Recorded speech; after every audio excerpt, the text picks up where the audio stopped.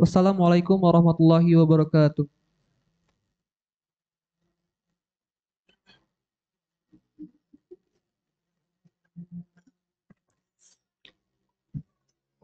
Bismillahirrahmanirrahim. Assalamualaikum warahmatullahi wabarakatuh. Innal hamdalillah alladzi khalaqal mauta wal hayata liyabluwakum ayyukum ahsanu amala wa huwal azizul ghafur.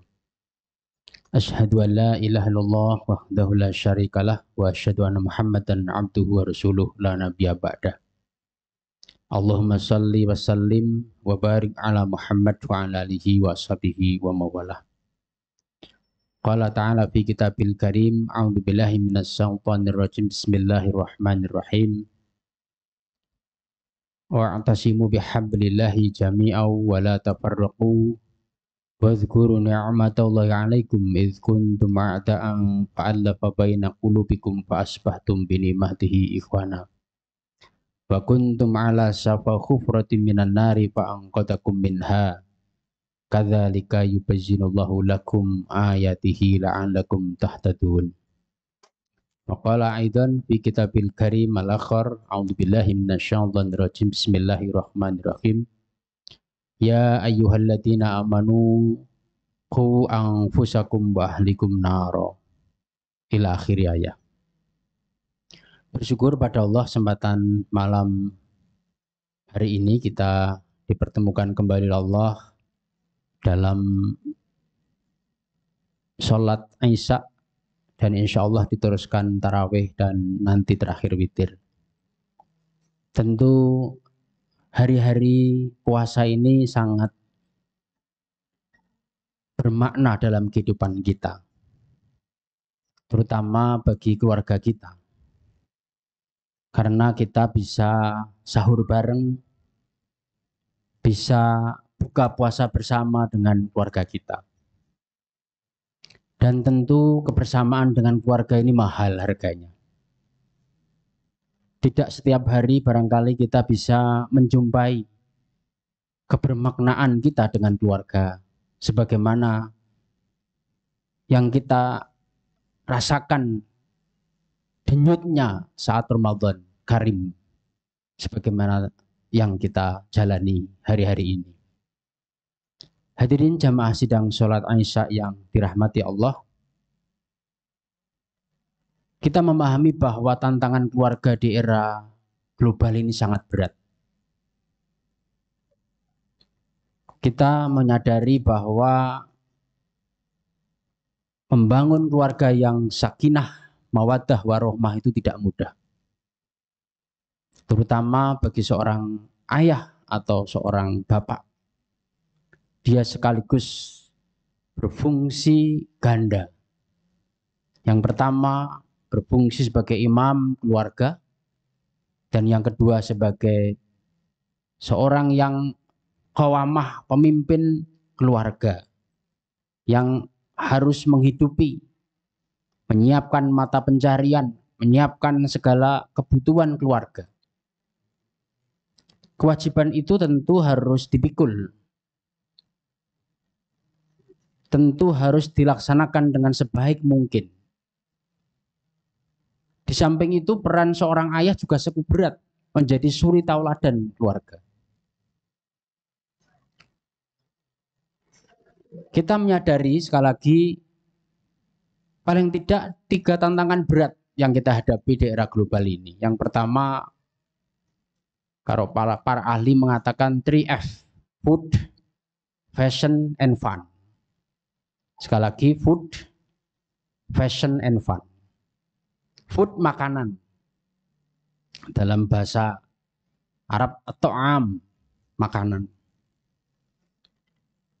Kita menyadari bahwa food ini menjadi sebuah tantangan global.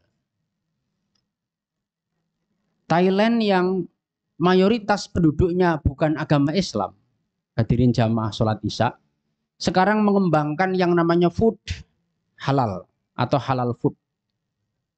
Ada satu profesor yang sangat terkenal dan dia bergelut dalam bidang halal food. Walaupun profesor ini keturunan dari Yogyakarta. Kakaknya itu dari Yogyakarta, hijrah. Bapaknya hijrah ke Thailand, kemudian melahirkan seorang profesor namanya Winay Dahlan. Beliau guru besar food halal di University of Chulalongkorn, Thailand. Walaupun mayoritas non-Islam, tetapi halal food sekarang menjadi sarana untuk memompa pariwisata dunia. Dan tren, kalau kita kemana-mana pasti orang akan nitip kita. Tolong ya, kalau ke Bali nitip pay. Tolong nanti kalau Semarang jangan lupa wisata kuliner. Sekali lagi food sudah menjadi tantangan global. Kemudian yang kedua fashion, baju. Alhamdulillah ini 10 hari pertama masih lengkap. Masjid-masjid saya hampir tiap malam nomaden, tidak tetap. Malam ini di sini, besok malam di mana. Saya melihat masih alhamdulillah jamaah masih stabil. Tapi nanti kalau sudah 20 hari, 10 hari terakhir itu deklit-deklit sudah mulai digulung. Terpal-terpal sudah mulai kembalikan ke pemiliknya. Masjid sudah mulai maju. Orang beramai-ramai pindah. Tarawehnya ke mall, beli baju. Fun, ini fashion. Dan kalau kita tahu namanya Paris Prancis, bukan Paris itu Parangtritis itu ya. Bukan. Paris itu Prancis. Yang terkenal adalah fashionnya. Jadi ini tantangan global kita. Tetapi hadirin jamaah sidang Isya yang dimuliakan Allah, yang lebih berat lagi adalah tantangan ketiga, fun, foya-foya. Apalagi yang ketiga ini didukung oleh sarana prasarana IT, gadget. Mungkin kalau kita survei, anak-anak kita itu lebih canggih. Layar ceprot itu sudah paham teknologi daripada kita. Saya umurnya 46 tahun. Itu handphone baru itu harus dibantu anak saya yang umur 11 tahun. Ayah itu jadul, gini aja nggak bisa. Anak-anak kita yang SD itu kemarin 2 tahun dipaksa oleh sekolah-sekolah karena tidak PTM bawa gadget. Zoom kita kan cemumuan itu nyari gimana. Anak kita itu SD itu sudah pegang Zoom, Google Meet. Coba. Dan kita saksikan hari-hari ini anak-anak kita SD itu cekelane handphone itu sudah TikTokan setiap hari. Saya malah nggak paham itu TikTok, saya buang itu di handphone saya. Anak saya mengatakan, ayah itu bisa media dakwah ya. Kebanyakan saya. Sudah Facebook, Instagram, macam-macam, gak kober, ngurusi TikTok. Tantangan ini, suka tidak suka, ini menggelora, mewabah, dan juga menjadi tsunami berat bagi keluarga kita. Saya punya kawan, kebetulan dia berprofesi sebagai seorang tenaga medis, dokter spesialis. Rumahnya Masya Allah seperti istana, seperti di film. Saya tidak perlu cerita, nyata betul. Putranya 4, yang 3 dokter, yang 1 kontraktor di perminyakan di Yordania, luar negeri. Nomor 2 spesialis, nomor 3 spesialis, nomor 4 dokter, masih proses spesialis. Satu ketika curhat, Mas Ustadz, saya tuh bingung. Kalau anak-anak saya datang itu ngajak makan keluar, tidak kumpul bareng meja makan saya ini seperti hantu saja, kosong.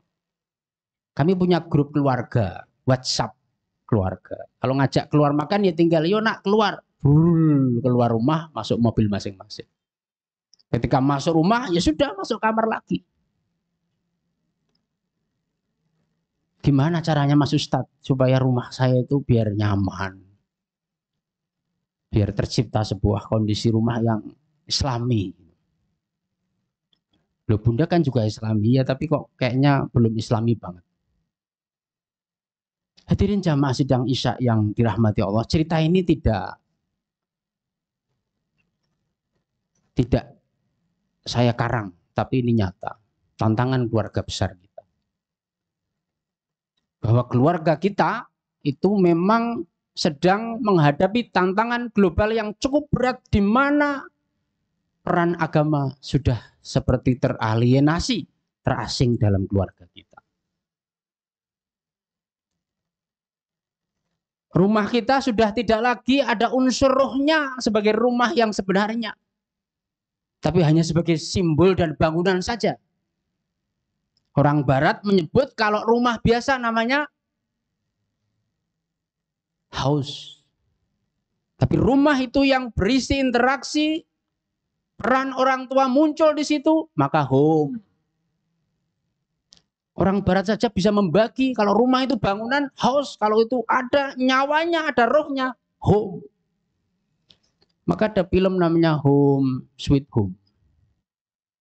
Nggak ada judulnya House Sweet House, nggak ada. Dalam Islam, Baiti Jannati. Sekali lagi, Islam pun juga ada istilah Home Sweet Home itu. Islam kalau itu rumah bangunan yang sebenarnya fisik seperti masjid ini namanya apa? Dar. Mohon maaf kebalik, baitun. Tapi kalau rumah itu berisi sinaran Allah muncul ke situ, adar namanya.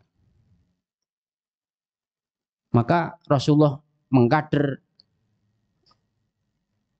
penerus Khalifah 4 itu di sebuah bangunan milik Al-Arqam bin Arqam.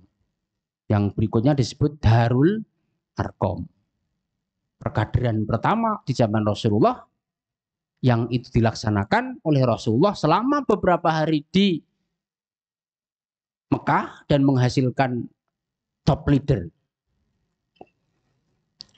Maka malam hari ini kami mencoba untuk mari kita merefleksi kembali.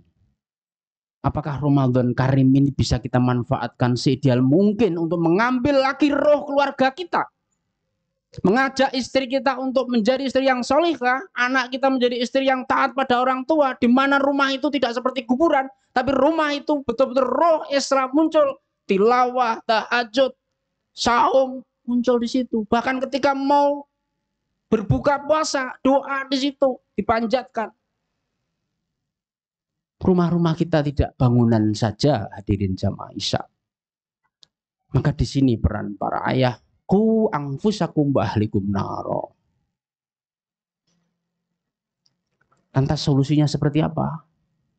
Kembali Allah berfirman dalam surat Al-Imran 103. Wa'tasimu bihablillahi jami'a wa la tafarraqu. Berpegang teguhlah dengan tali Allah dan jangan bercerai-berai. Kami tidak perlu menjelaskan tentang asbabun nuzul ayat ini karena panjang lebar. Tetapi mari kita kembali kepada tatanan Islam. Kita bangga dengan Islam kita ini. Coba kita agak sedikit berani mendesain rumah kita biar betul-betul bercahaya, rumah Islami. Kalau tidak perlu TV ya dimatikan TV-nya. Saya bersyukur ketika TV saya mati, nggak saya perbaiki. Setahun nggak nonton TV, ora mopo, ora masalah. Saya juga bukan jadi orang bodoh ketika nggak nonton TV. Anak-anak saya tambah hafalannya banyak.